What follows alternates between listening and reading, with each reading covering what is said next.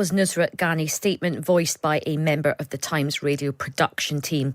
Well, joining us now is Albie Amankona, co-founder of the Conservatives Against Racism for Equality. Albie, good afternoon. Good afternoon, Ayesha. What's your reaction to these claims? Ayesha, I was absolutely appalled by the allegations. There's no place for racism and discrimination in the Conservative Party. And I'm really sad that Nuz felt that she had to resort to this. Nuz is a fantastic and valued Conservative MP, and we need to get to the bottom of this as quickly as possible.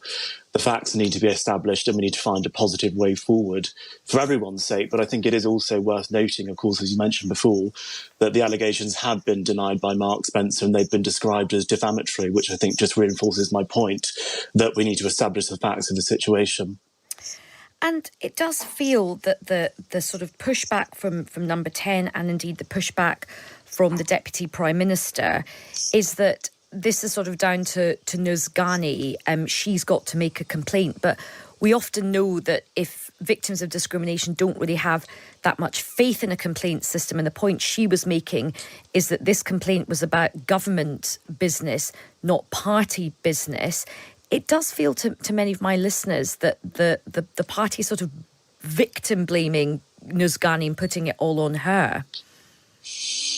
I think you're right to explain the phenomenon where sometimes individuals who have who have allegations about discrimination and harassment may feel like they don't want to make complaints, and it's important that all organisations, whether or not they're political or business organisations, understand that it's very difficult for complainants to make these kinds of complaints because they're worried about their careers and their reputations, and indeed that is something which Nuz said herself in the Times article where this was revealed. Another Conservative MP, Michael Fabricant, has been out on the radio this afternoon, and he's taken quite a harsh stance against Nuz Ghani. He's rubbished her claims that she was sacked for her faith. He said she's hardly someone who's obviously Muslim. Her Muslimness wasn't apparent, seems a lame excuse that she was sacked because of that. What's your reaction to his comments? I'm not really sure what that means, to be honest, Ayesha. I'm not really sure what an obvious Muslim looks like. Yeah. So it's probably not language that I would have used, but you know, Michael Fabricant is entitled to his opinion. It's not an opinion that I hold. And where do you think this leaves the Conservative Party, and particularly people like yourself who care very deeply about equality and who are anti-racism? I've been contacted by a number of Muslim members of the Conservative Party and activists who are saying that they are really, really upset about this. They do feel that there is a problem with Islamophobia within the Conservative Party, that it isn't being taken seriously, and this case just adds to that. I mean, what do you want to see the party do next, Albie? I would like to see the party really take the opportunity which is here. And the opportunity which is here is that what could happen is the government and the Conservative Party could handle this complaint extremely well, whatever the means of making the complaint is, get to the bottom of the matter and take the appropriate action ahead of the deadline to implement the recommendations of the Singh investigation into Islamophobia. And the deadline is to have implemented the recommendations by, I believe it's July this year. So there's an opportunity there for us to handle this really well.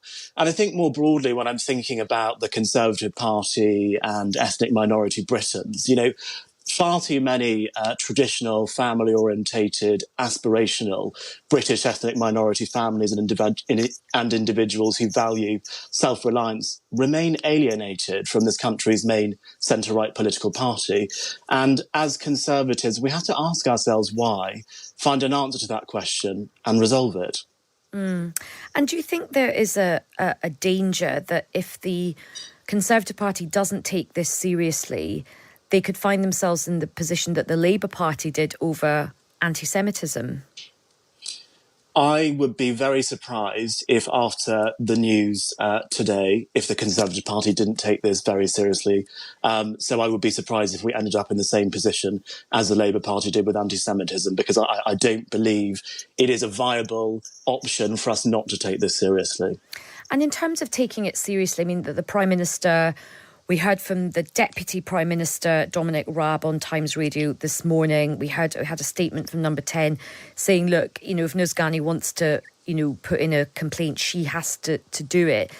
But, we've had other senior Conservatives, Sajid Javid, Nadeem Zahawi, who will actually be coming on to Times Radio tomorrow morning, Jeremy Hunt, saying, look, there should be an investigation into this. Shouldn't it be for the Prime Minister to show leadership and say, look, Nuzgani, she's obviously going through quite a traumatic experience right now. It's always very difficult, isn't it, to put your head above the parapet, and particularly as a minority person, as a female Muslim. She's the only female Muslim Tory MP.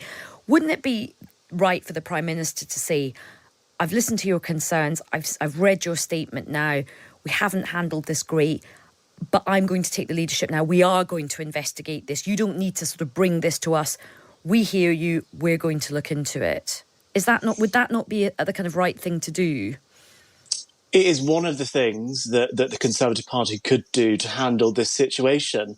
I think a lot has happened since this news first broke last night, Ayesha. We read out Nuz's statement at the beginning of this call. I would be surprised if that statement had come out before the media round this morning, if Conservatives would be making the same comments that they made earlier. It's very clear that something needs to happen after what's allegedly happened to Nuzgani. I'm not sure what that is, but I do know that it needs to happen as quickly as possible. We need to establish the facts, and we need to find a solution to this problem and all move forwards together. Final question, Albie. Do you think there is a problem with Islamophobia within the Conservative Party? I think that if you read the Singh investigation, which was an investigation into Islamophobia in the Conservative Party, it comes up with a number of recommendations of how we can solve this particular type of discrimination in the party. And that report wouldn't have come up with those recommendations if there was no problem. Well, look, we're really grateful for your time. Thank you very much for speaking with us, Albie.